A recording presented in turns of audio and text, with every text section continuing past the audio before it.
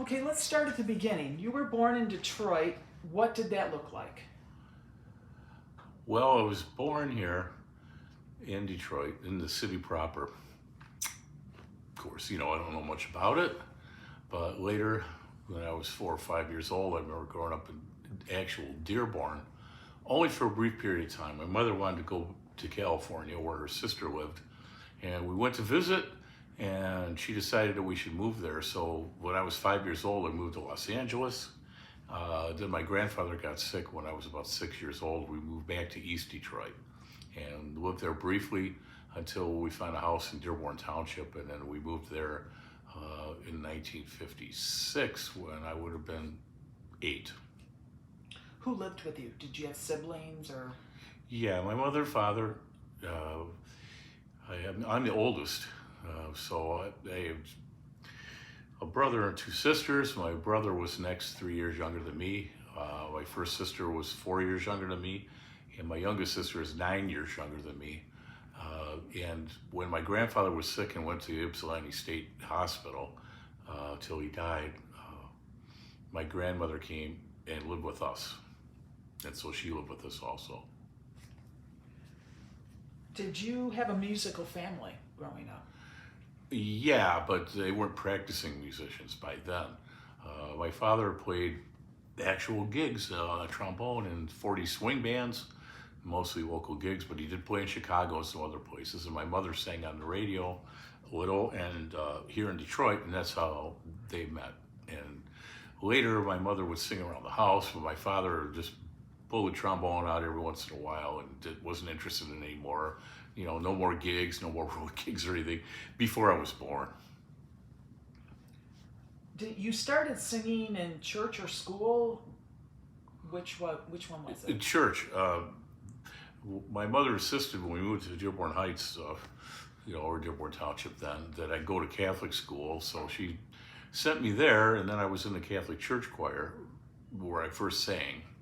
That's how I started. About what age were you then? 10. And were you a natural singer or did you take lessons? I was a natural singer by, I don't know, attrition. Is that the word? Where they need people. So they need kids to be in the choir, especially male voices. Girls seem like they like the entertainment arts a lot more, especially when we were in school younger. I noticed that about everything.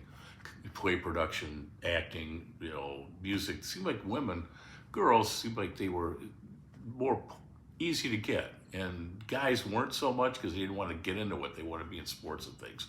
So I was not into that at the time, sports thing yet. So I got into the choir just as a person that could maybe be a tenor or something, and then you get some notes to read, and then some instructions by the organist that handles the church stuff on Sunday. And that's really all you needed. You were a natural singer? I guess so, yeah. Wow. So what made you pick up the guitar and why the guitar?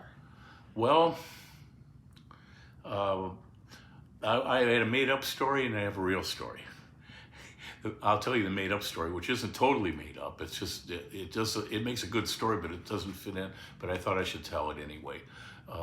When I was in junior high school, I was a basketball player. I stayed a basketball player to most of my adult life. I took a lot of time off when I didn't do it. But at that point, there was a spot left on the basketball team. And it was between me and another kid getting it. And the other kid decided he wanted to get it, so we were practicing outdoors. He came up behind me when I was dribbling the ball and pushed me down as hard as he could. My arms flew out, and my arm was broken from the wrist to my shoulder. It was in a cast. So I couldn't do sports anymore. He got the spot, obviously, and I couldn't do it. So my fingers could wiggle around, and then I want to say, well, they could do that, so I started fooling around with a guitar, which is only sort of true. It was a little true. And then the cast came off. The season was over for playing and everything, and I pitched on this baseball team too, with the other arm, was the left arm that broke. So I had gone around to the neighborhood, and just walking around, I noticed guys playing guitars. Well, that's pretty cool because you'd hear it, from outside. And the guy would have an amp with a lot of reverb on it. And you'd hear the guys doing all this stuff, because we had a lot of people in our neighborhood from the South. and their kids just seemed naturally to like guitar playing. So when I heard it, I liked it, but I never ever thought I would ever play. So one day, my friend that was in play production, John Angelos, decided that maybe we should start a band or something. And, and it was like everybody else. There was the Beatles and Rolling Stones. The Rolling Stones were the things that we liked because it was blues based, and that was something that I could play the basis of with not having to be really advanced on the guitar. So I picked it up fooling around, and I decided I kind of liked it. I didn't know how far I was going to go with it, or what I was going to do. I didn't have my own guitar for quite a while, but I just liked fooling around with it. So once you got a guitar, did you self-teach yourself, or did other people teach you? Originally, it was self, and then mostly it stayed that way. Because what happened was my grandmother, who was naturally, gifted about music from the South and stuff, about liking it. And so she said, well, I'll get you this guitar. You can mess around with it if you want. So, I could play it acoustic or electric. It was a very good guitar, but after I was teaching myself and I got to be a little bit into it and tried to start a band with my friend John, then it was time to get a better guitar.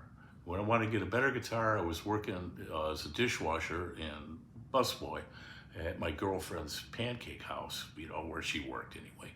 And I saved up half the money for a better guitar.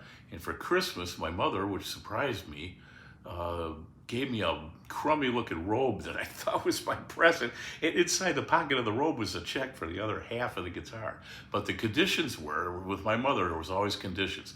And what the condition was that I would take lessons. She wasn't just going to pay for half a guitar for me to fool around in a basement with it or something. So I took lessons for about 2 months, and the teacher that I had was terrible. He was condescending and just trying to be, and I hear this from a lot of musicians, the teacher didn't get along with them. He was sending me out for hamburgers on my nickel, because then it was all mom and pop shops, like everything was, and music stores the same thing. At the music store where I bought the guitar, the guy gave lessons, and after a while of him telling me how great I could be if I listened to him, I thought I was learning more by hearing guys from the South just picking guitars. It was more fun what they were doing than what he was trying to show me by the book. So I just stopped doing it, and I told my mother as far as I could go with it. I tried it, and from then on, I was self-taught. And you said you liked the guys from the South. Where did you hear those? They just lived in the neighborhood.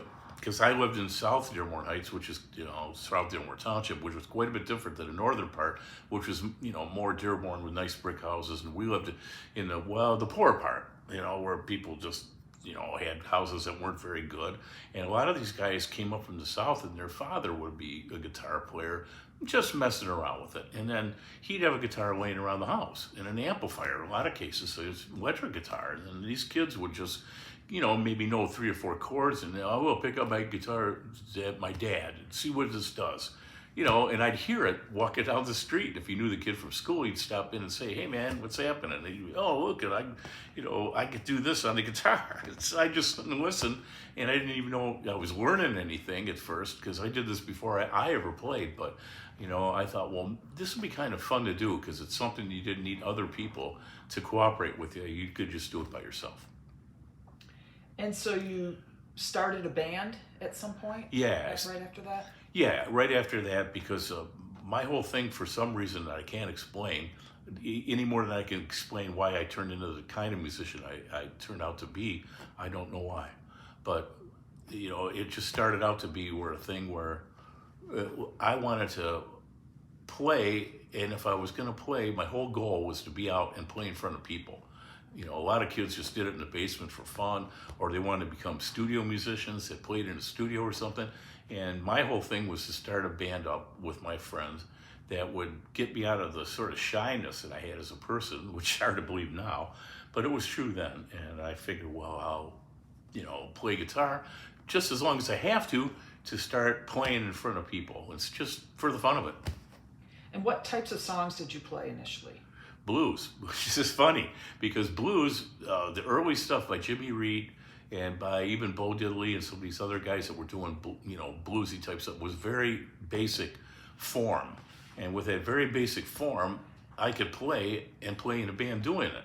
The other stuff was, much more complicated, harder to learn. So you could actually have a band doing those sort of things, and people didn't know that you weren't very technically good. They didn't know you couldn't play the other stuff. They just thought you were preferring to play this. So I was only doing it because it's the only thing I could do.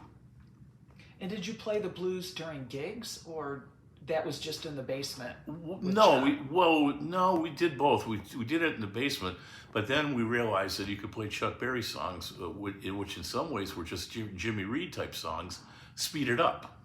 So if you speeded up a Jimmy Reed song, it was like a Chuck Berry song, which people would know because he was a famous artist around the time I grew up. So, you could go out and start playing Chuck Berry songs and people could dance to them.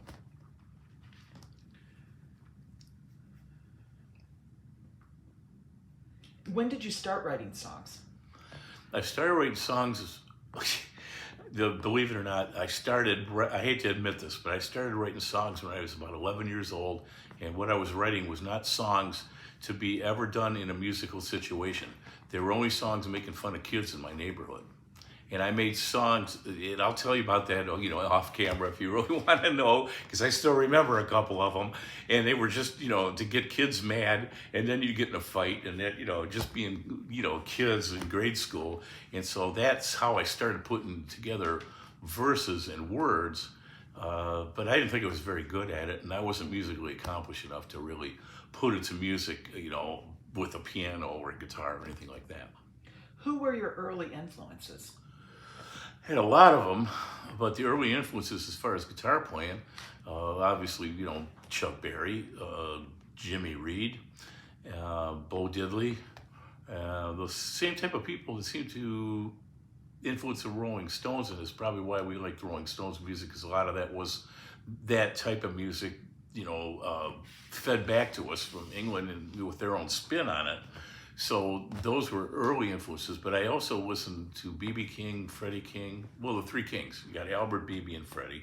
I listened to them, but also I listened to surf music because that's what people had records of. A lot of surf music, guitar playing, Beach Boys and that type of stuff, those type of, guitar players.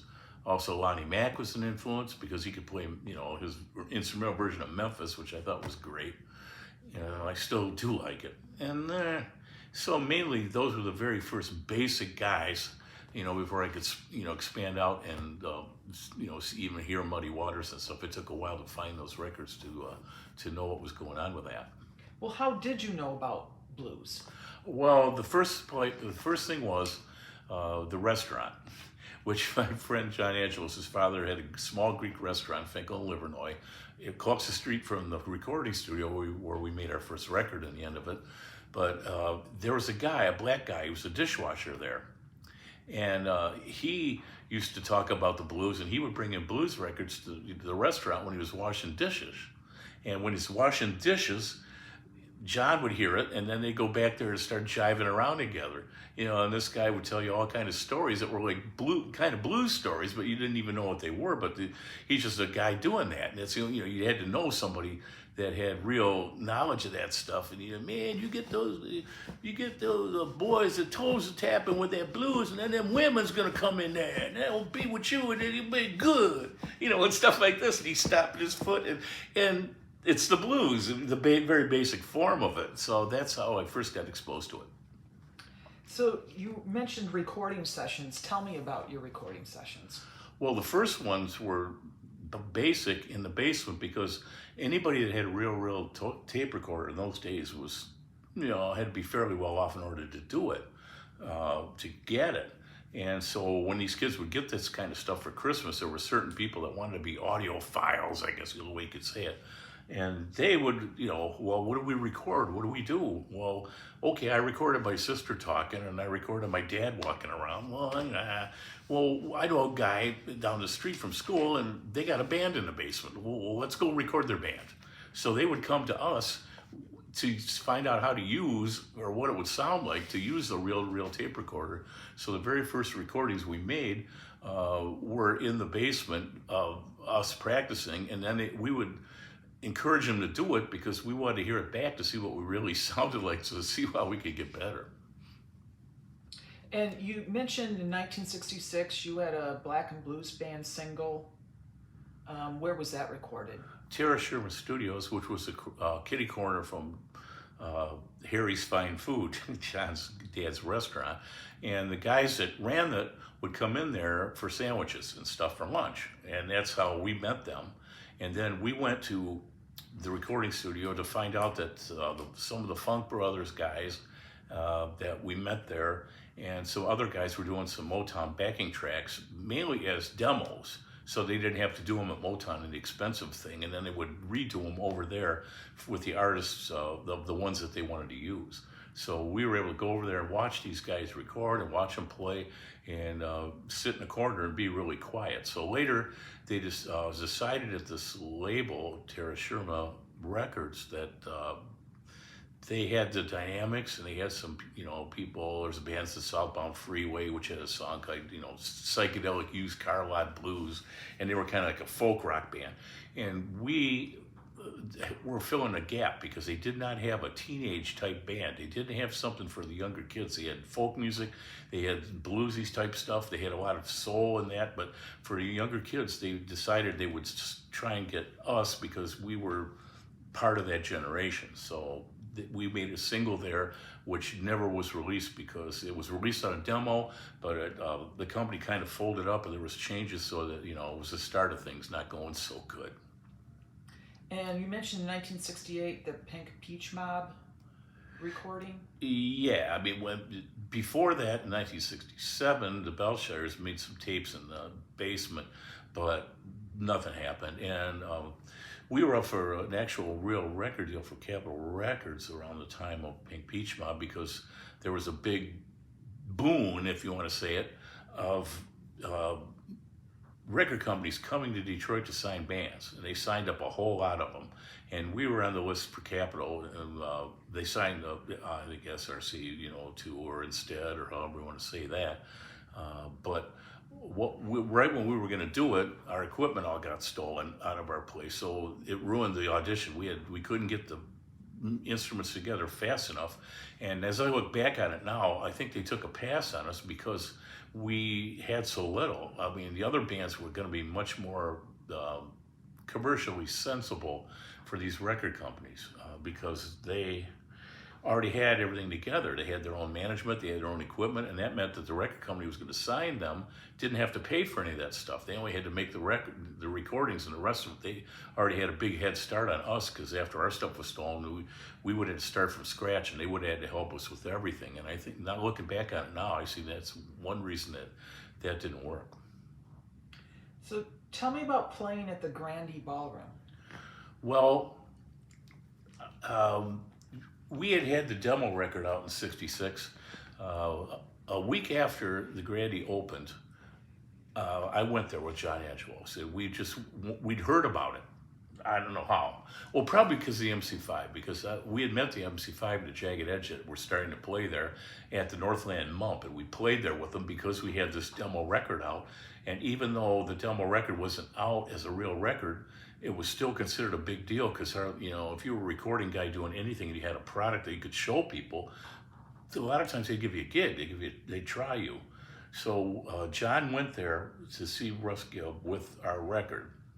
And the first week or so it was open. And the third week it was open, I believe, or within a month, he gave us a gig there. So we started playing and maybe played there a couple times, and then I got to know people there, and later I came back the next year with the Belshires in a different band because the guy was in charge of the Coke bar or something, and in charge of, as it turned out, in charge of my wife, who eventually became part of me and part of her in there because she was working there behind the Coke bar, and he was helping us. So I had another rep I was building up a little bit in the second band. And the third band was the Pink Peach Mob, and then that was more well-known. We played there 10 or 12 times, I don't know. I only got 3 or 4 of them, maybe I could prove, maybe a few more than that. And we got to know everybody there. pretty much that worked there, that played there, and it was a great time because most of us didn't know how to be in a band that was, had a professional big place like that held a couple thousand people to play for. Because when we first played there, it was maybe 50 people. It wasn't well known. I like to say there was two Grandies. The first Grandie was a bohemian Grandie where they had people in there with incense shops, and a girl that I know now that was in the bathtub. There was a bathtub there where you could do body painting and all this kind of stuff. Because it was based on the San Francisco freaky scene, or hippie scene, wherever you want to say it was. So later it got to be more of a music venue, and all that other stuff was phased out. So then, it became a bigger thing, and then we had a chance to play with Big Brother and Holding Company, which was Janis Joplin's band at the time. So it started to get to be where, we were getting more well-known as at least a opening thing, and we usually play there with the MC5 in some shape or fashion because we got to be friends with them by living down in Wayne State.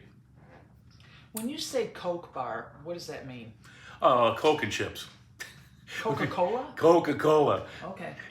Coke bar. Yeah, I guess I should explain that. Yeah, it was just something because it was the formula of the Grandie to me was based on teen clubs, except expanded into a big venue so you could have a San Francisco type ballroom for younger kids. You're supposed to be 17 to get in there, but I knew there was kids younger than that because I knew kids that were playing there. I was barely 17 when I first played there, so the Coke bar was I just call it that because I don't know if they had a name for it. It was just popping chips and nuts and stuff, so that you'd have something to, whet your appetite with while you were there. Around 1982, you were with the Southern California Blues Society. Tell me about that. Well, what happened there was my wife at the time got a job where she couldn't get a job here. She graduated from college. She couldn't get a job here. It was a recession around 1981. But we had lived in California before, so we're skipping over a lot of things that I did there in LA. But anyway, went back there to LA, and I heard on the radio, there was a Long Beach Blues Festival. I turned on the radio, it was a blues festival. Yeah, Long Beach Blues Festival. They were hollering about, there's this kid, he's 18-year-old and rich, and he's playing here. His name is Robert Cray. And they're going all this, and I never heard of him. But I heard of a lot of the other artists on there. So what happened was I found out the Blues Society was part of promoting this. And the Blues Society of Southern California was based in San Gabriel, which is next to Pasadena. So I went to check this out. And when I went to check it out, what ended up happening was the people that ran it were from Chicago, a couple, and they ran an apartment building too. And so my wife and I decided, well, we could live over there for almost nothing compared to what we're living here. And so we did. We moved over there, and I started hanging around. And what happened, to make a long story short, of course, like we're doing, the guy that was the treasurer of the Blues Society had a heart attack, and he died. And they didn't have anybody.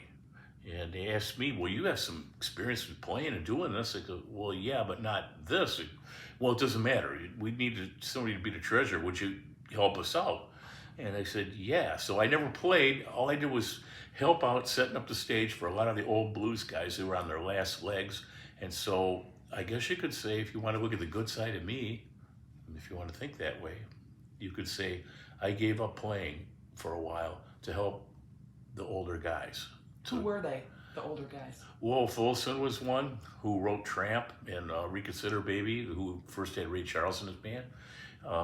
Lloyd Glenn in the original Honey Drippers, which was a piano player from the 40s, and he played swing type stuff. Then there was Eddie Cleanhead Vinson, who was a saxophone player, and Lee Allen, who played on millions of records, with everybody in the 40s and 50s that needed and they also covered a lot of that 50s type music that had a bluesy feel to it, but they were blues guys, Joe Higgins, because a lot of these guys, what had happened, I found out later, was they retired there, but they were semi-retired. They weren't playing much, but they retired out in L.A. because there was a original Bahari Brothers label or something out there that was competitive with the Chess Records in the East, and they had signed with them or something, and then just stayed there and retired there. But there was Smokey Wilson was another one that's really good that I still have a tape of, and he was a guitar player, something like B.B. King. And there were several other people similarly involved that became well known later. James Harmon was one of them. The Los Lobos, another band, and some other people that Hollywood Fatsons, etc. So you said I skipped over being in LA earlier on. Tell me about that. Well, that was more rock stuff, because I went there in 1973 because my friend John Angelos was there making records with Ed Davis, who used to play with Taj Mahal, and Joe Cocker. He wrote some songs with him, and he was telling me to come out there because we had reached what we could do here with the band without recording. The scene was changing, the ballrooms, all the kids grew up. All that stuff was changing. It was going out. It was phasing out. There was going to be nowhere to play pretty soon. We played a lot of private parties, theaters, ballrooms, everything, which I documented in another section of this. And we went out there to try and make a record, and but his thing had fallen through, unbeknownst to me, until I got out there. It's nothing to do with him, but just some of the other people he was working with. So I didn't get to meet a lot of them, and we had some demo tapes we had made, and we went out there with them and almost got something happening. But some of these places the record companies were smaller ones that were always in transit. They were shutting down, and the new ones would come up. And the one we were trying to get involved with that almost did was Shelter Records, which had Freddie King.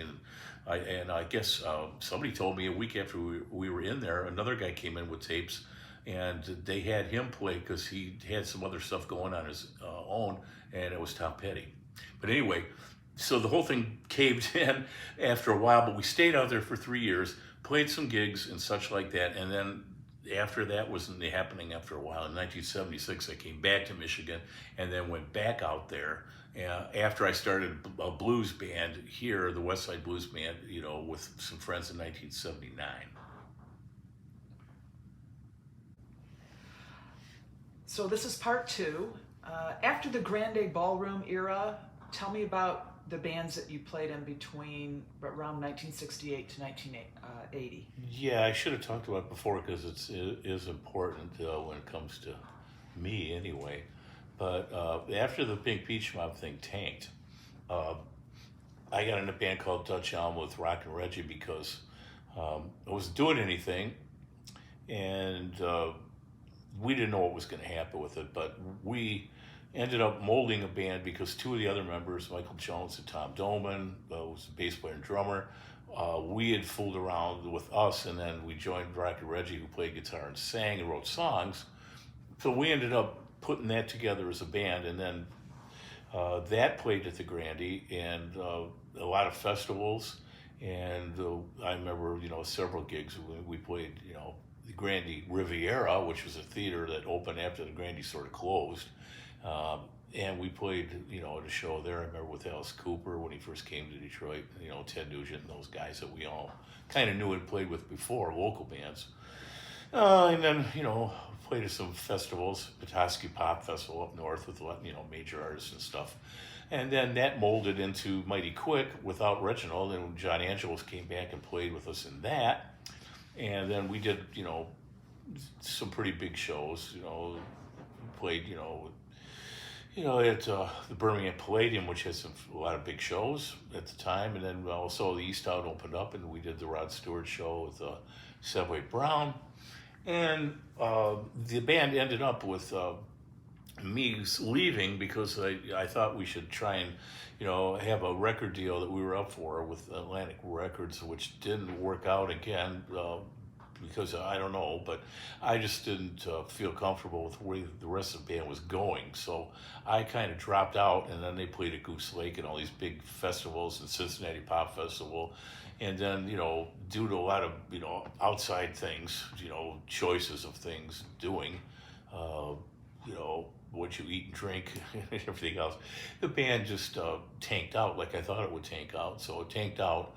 And after it tanked out, my last thing in 71 was, first thing was, the band Unmentioned, that I'll say Magic, and then the rest of it you could figure out, we made some primitive recordings, but they were still pretty good demos, and we played some little things here and there, and later that morphed into Flack, which was my first real band that I was actually leading. That wasn't blues yet, but it did have a little blues to it, but mainly it, and then we played at a lot of theaters and did, a Steve Miller show at Ford Auditorium and such that the pictures and things and flyers will explain. So around 1980, I was sitting around for a few years. I was just disappointed in all this, and the whole punk thing was happening for music and a lot of that, and I couldn't get into it. I couldn't get into the scene of it or the drugs of it or the music of it. It wasn't, it was fine for what it was, but I couldn't see myself playing it. So one day an old friend of mine came over and said, what if we made a band up, a blues band? I said, well, yeah, it would be kind of cool. Well, what if we made up a blues band and all we had to do was take amplifiers that we use at practice and just move around in our cars and we just play some small clubs and just, do covers, not necessarily write songs or anything, just for fun, something to do. And I said, okay, so we got a few old friends and the West Side Blues Band was born. And some of the first gigs we played, it was when they first built Hart Plaza downtown Detroit. They had a blues festival, Detroit Blues Festival, and we played on that. And Chris Peterson, a girl singer that we knew, sang with us here and there around that same time. It's worth mentioning. And later, we played whatever clubs there were to play, and we actually got to be interesting because we were a West Side Blues band, and a lot of things we played were on the East Side, which doesn't always go over so hot. But anyway, that was the first attempt at having a true blues band of blues only, of classical blues songs that we did. Were you writing songs then, the blues songs? No, I didn't write any. I thought, I don't know if I could write any blues songs that are better than ones we're doing, because, I thought all the greatest blues songs had been already written. So the West Side Blues Band was a covers band. Yeah. Basically. Yeah, but there were so few blues bands then that the people we were playing to in the 80s were people that had never been around in the 60s, and they'd never heard those songs live before. So to them, they were just like original songs. Then how did you morph into becoming Marc version 2.0 and... Well, that was it, the start of it, because I was in something that I'd never been in before, which was a total blues band. Even when I go back to the beginning of the Jimmy Reed stuff and all the stuff that we did, it was only part of the band. It wasn't the whole thing. This was something that was a whole thing that took pretty much dedication to try to pull off the sound and the feeling of those original blues songs and make them modern enough with some decent, fast notes on the guitar occasionally. That became a big rage later, I guess, that I just did because I thought that's the way you should do them in modern times, and then also have some traditional type stuff that you could do. So I morphed into that, and then later, that was after that band, it was time to go to LA and get involved in that Blues Society thing. And then I became more dedicated to it because I was involved with a lot of the people that had originally done it, face to face. And so you moved back to Michigan around 1986-ish, yeah, and you started doing a solo act with your own band? Not Falconberry exactly. band? No, not exactly. What happened was I was hanging around the attic bar because I was going through a divorce, which was pretty bad, like it is for a lot of people, and which makes good fodder, I suppose, for blues, you could say, if you don't think about it too personally.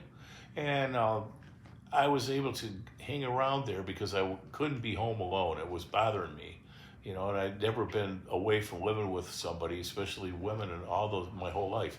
Now I'm starting over all by myself, so I started hanging around this blues bar that just happened to be there, and just happened to be a blues boom starting up through the Soup Kitchen Saloon and some other places, and Blues Factory Agency started up. Nothing to do with me being there, it was just a timing thing. And so in the attic, they would tell you, and I mean the attic bar, they would tell you, listen, you can come down here and play for whatever the door is. And I decided, well, this is a good way to see if I could get a band going, because I'd be able to do it and rehearse it and get paid something to play in front of people to see if it was going to work. So I decided to use my own name because I always wanted to do it, and I refused to do a few things in Los Angeles when I was in the Blues Society. I did a couple solo gigs there under my own name to start out, but and my second wife was the one who was always encouraging me to do that because I could sit around on the edge of the bed and play this stuff. She said, "You should do that out. You don't have to just have a band. You don't have to, and she always pretty good. I give her a lot of credit for encouraging me to play solo, but, I wasn't sure about doing it all the time, so I still thought I should have a band. So I did both, and I sat in with all these other guys and knew all these blues guys that I didn't know from before that were different people, and that started it up. And then I started the Marc Falconberry Blues Band through the Attic Bar and Blues Factory Agency and the Soup Kitchen and that whole scene. And when did you start writing blues songs then? I started writing blues songs just before that, because my wife was, getting fed up with me as usual, and I wouldn't say usual, usually at the end, let's say that. And there was a company called Alligator Records out of Chicago, and when I was still in the desert in LA living with my wife, I heard through the grapevine that they were looking for songs. I wanted some new original blues songs. And so they said, send them to this guy at Alligator Records. So I just decided, well, I'll throw some stuff together and just see what happens. So I threw some stuff together, and they kept sending me back criticisms, this or that, this or that. But I came up with one song a couple of months before it ended up that I was going to leave California, which I didn't even know at the time. And I sent it to them, and back down the bottle that I wrote, and they liked it, and they said they were going to play it for people. Then they rejected it, saying, our blues artists have had too many drinking problems. We can't do this. And I learned later that was not really how it was going, but I had no way of knowing how the truth of it was. But they sent me back saying they were interested. And then at that point, my wife said she might not kick me out of the house because I was doing something. So then after they rejected the song, I got kicked out of the house anyway and came back to Detroit, but I still had a basis. I still had the songs. So that encouraged me to write One Divorced Man for Sale because I was getting a divorce. And then I thought, well, I can keep going with this, and just if I start up a band, I don't have to do all covers. I can throw in a few that sound like old blues songs that you heard before, and people didn't know the difference. And I disguised them for a long time. And for a long time, I did blues originals with covers, and people never knew I wrote them. I never told them. What is the favorite song that you wrote and the story behind it? Well, I can't say I have a favorite. Different things for different situations. The one I had the most success with was Back Down the Bottle, I guess. And people used to say, oh, Mark, geez, truth be told, oh, man, you must have had a lot of drinking problems. I wrote this Back Down the Bottle song. Well, I didn't even write it about myself. I wrote it about my parents because they drank. I went the other way. I never had too much of trouble with it. Although my friends filming this might say, hey, I drank some tequila and wine with you, Yeah, but it wasn't enough to make me write a song about back down in the bottle. I mean, that's more serious of a thing, So if you could say a favorite, One Divorced Man for Sale, Back Down the Bottle. But, I also wrote some other songs. If you want to ask me about how they came about or what they are, I can tell you. But that's as close as I can say I have to actually having a favorite. Tell me about Dallas. Dallas is written by Johnny Winter. I was a Johnny Winter follower in a sense. I was able to play with him twice. I never met him, which is sad, but I played with him on a couple gigs, and I liked what he was doing with the slide guitar. And truth be told, if a guy wants to play and feature slide guitar in his playing, which just came to me naturally, I made the tuning and everything up myself, which maybe on a separate video I'll show you. But because of that, I realized there weren't that many slide songs that you could put in a set by anybody. There weren't that many slide players. There was guys that played slide and rock and sing, but if you talk about pure blues, Johnny Winter was one of the few that was really excellent at doing it. You could take Duane Allman and people like that, but they weren't dedicated to the blues format of songs strictly, where Johnny was. And I thought Dallas is something that I could put in there that I don't have to even say he wrote it, because really a lot of the stuff is rehashed old stuff. Depending on how far back you go, you can see other people doing the same stuff with maybe a few different words, maybe not even the same word, a lot of the same words, and be able to craft it together so that you have more slide songs that you can play in a set, because there weren't that many that you could learn from other people to make up a whole set of slide guitars. So Dallas is one of those.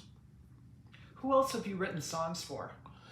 Well, I didn't write songs particularly for people exactly. I mean, you could say I wrote songs and submitted them to those record companies, and they didn't take any of them. So I decided to record them myself. But the first people that asked me to really write songs was Alligator's band, who I knew briefly because they were once on the show with their Houndstooth Jones band on with us at the early blues festivals, in the late 70s. And they had a great blues rock type, boogie type band, but they didn't have any original songs. And they said, Mark, I know you got a couple original songs. So they tried to do Back Down the Bottle, and they said, well, I don't know. We're not doing it that good like you're doing it and stuff, which is flattering and everything, but it's not getting the job done. So I went to rehearsal with those guys, and I listened to them, and I came up with a bunch of different songs. So Blues Jacuzzi was one that I never planned to record myself. I just totally wrote it for those guys. And I wrote a song called Married to the Band. And I wrote another song, which was a boogie, which was sort of hilarious because they weren't doing serious type. At times they would goof around, especially you got to play in all these bars, 4 or 5 sets a night for years. You start coming up with some comedy routines or something to lighten the mood. So I came up with a song called Too Fat for Rock and Roll, Too Thin for the Blues, which is all about being a fat guy that's looking at himself, and he's in between. He doesn't fit in any place. He's too fat to play rock and roll, and too thin to play blues. And so they put that on their first CD. And then from there, nothing was recorded until I wrote Two Finger Handshake, because a person in LA had told me about guys giving him a 2-finger handshake if he didn't like somebody. That's what he did. He gave just, and I thought, that sounds like, I'm going to write a song about that. And so this would stimulate myself, but I only write songs in a sense. I've got a drawer full of them and all that, but really I got to have an outlet to something to do it for, a commission or something. And if somebody says, we need this, could you help us? I'm good at that. How did you get started with Arts, Eats, and Beats?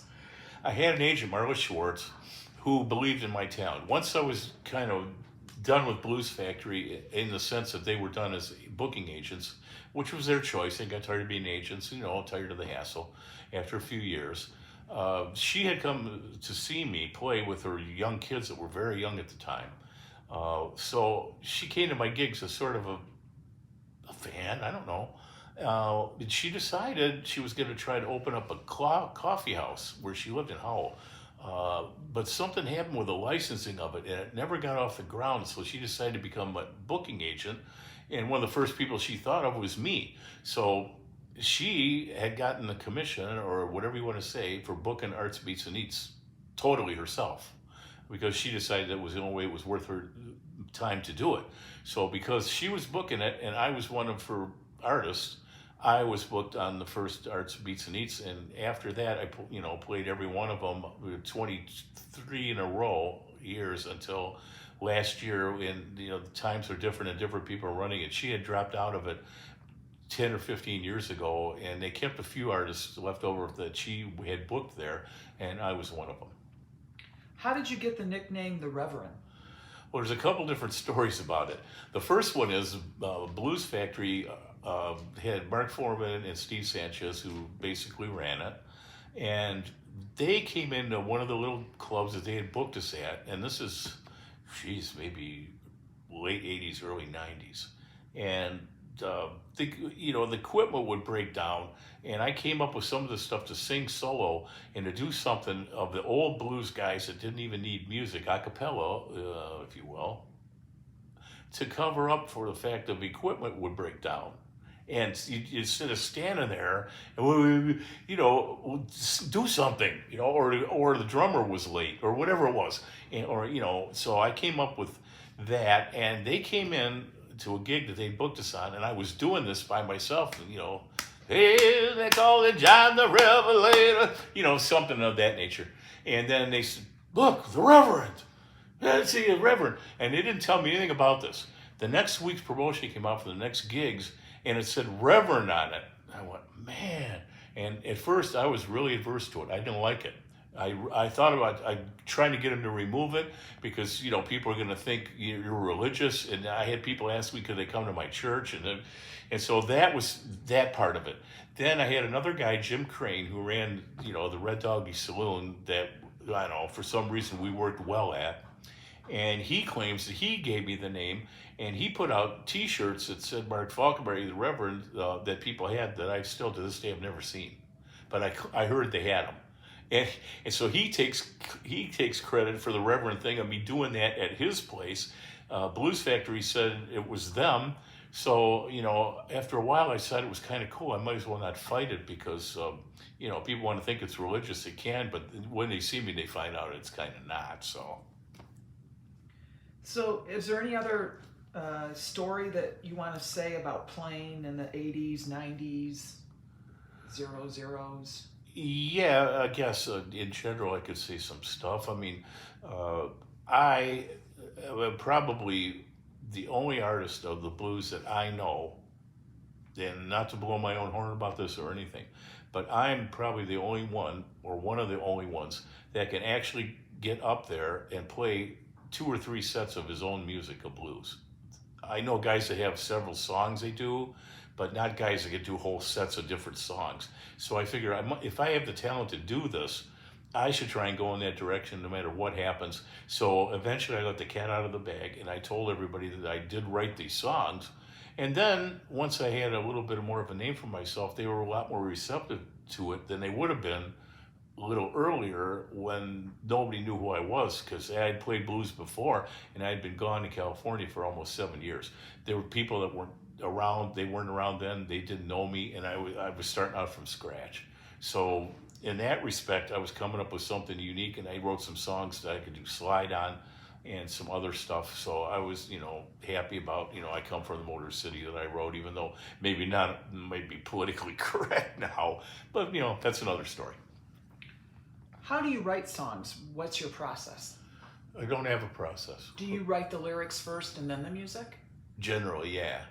But because I got scripts, you know, scraps and scripts. Let's say scraps and scripts. That wouldn't be bad for a song if you could tongue tie yourself out of doing it. But I would write stuff down and then put it in a drawer, bits and pieces. And what'll happen is I'll have bits and pieces of stuff piled up. And then if I get an idea of something with the music that sounds kind of strong to me, I don't have to get stuck for what to do next or words or anything that I can try, because I can composite things together that I might already have. Some of it is way years old that I put away, and the stuff is never, you know, and there's other stuff that'll never be known. I mean, when Angelos and I used to go around and be, you know, our male chauvinist pig selves back in the 70s, you know, what's the worst song you could write about women and stuff like that, and we just do stuff like that. So he would inspire me. And I remember I had one, you know, throw your woman in a trash can upside down, throw your woman in a trash can until she can't make no sound. And then they said, we can't ever play that for people, but I don't mind saying it on this tape, because it, you know, stuff like that you can't use. You might not even feel that way really, but you know, you could put it away and maybe cut the bad parts out of those lines, and it, you know, throw your woman a bone. It should be good to you. You know, it could turn into something like that. So if you want to say if I got a method for writing songs, that's it.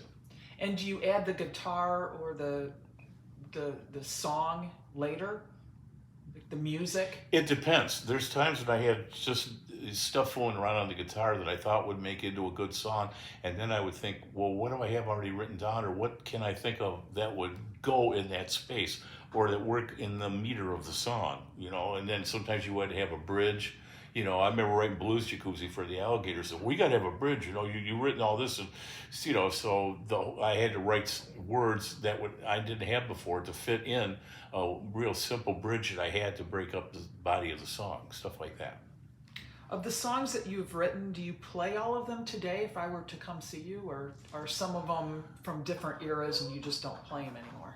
The latter, more or less. So you even talk about, I come from the Motor City, because some of the lyrics in that people might, there's times when people got offended at things, and there was other times when they didn't think there was anything objectionable at all. So now, if you want to do things, you have to have the right situation where you think it's objectionable or it's not. So you would hear me do most of the things now. I squeeze in as many original songs as I can do, depending on the gig. So I have no more questions, but should I be asking you any final question? How much time do we have? 6 minutes. 6 minutes? Yeah, think of something off the top of your head that you might always want to ask me. Is there anything? If they're not, I can just talk, but I'd rather that you think of something. Is there anything in your notes that you went over? No, I went through all of my notes. Well, that's good, because you don't want to go over it. It's always nice to be a little bit shorter, But as far as the songs, I could talk a little more about that. Okay. Because the songs I originally wrote were nothing to do with blues songs back in the day. Like I said, I started doing them by making fun of other kids. Never ever thinking I was going to be a professional musician, or I was ever going to write songs that would ever be on a tape or a record or played in front of people. But there is something to be said to be able to shout out something that people don't expect you're ever going to say. And sometimes it can come out in the spur of the moment. And a lot of these songs were not sat and designed for anything at home. Some of them just came out on a gig, and you're doing something and you see something happening, and a girl would be yelling at somebody else, and shut up over there. And my friend James Coyd used to do a lot of stuff like that. But some of the stuff I'll tell you off camera. Some of the songs we used to do that I don't know how he got away with them. And that was one thing I would learn. I would say, I don't want to go there if I think it's going to really bother people. And I had another friend that wrote X-rated songs that were of the same type. So generally I don't go to anything like that now. But then again, you hate to have censorship. I'm against censorship of anything. I think people should be able to write and sing whatever they want, record it, and if you don't like it, you don't have to listen to it. So when you were getting really good on the guitar, how many hours a day did you practice? 6 to 7 hours a day, 7 days a week for 5 years. Because I never thought, and I still don't to this day, that I'm all that good, as I should be. I would practice and practice and practice. And the thing, like I was telling Duncan earlier too, going to see Bloomfield, and standing there with him, and standing there in front of Eric Clapton, and standing in front of all Muddy Waters. You just want to quit. You just say you're never good enough. You can't be. Here they are, the real pros that these guys are bringing in. Now the bar is raised super high, and if you can't play something or somewhere near as good as these guys, then you're not going to get any gigs. You're not going to be able to. People are going to say, and really, my wives were ones that were, instrumental in this. They would criticize me mercilessly. I don't want you to get up on stage until you can play like so-and-so. Or how come he can play this and you can't play it? I don't think you should do too much until you guys aren't that good and as you thought you are, and all that kind of stuff. So that made me want to practice more and more and more hours a day. And eventually I got to the point where it became part of my skin and part of my blood. And now I could do something to pick up a guitar for the rest of my life, I think, after not playing it for 6 years, which is what I did in the desert before I came back. I amazed myself that I could still play anything. So I started over again too many times to be able to not do it. I think that's it. Any questions? Thank you.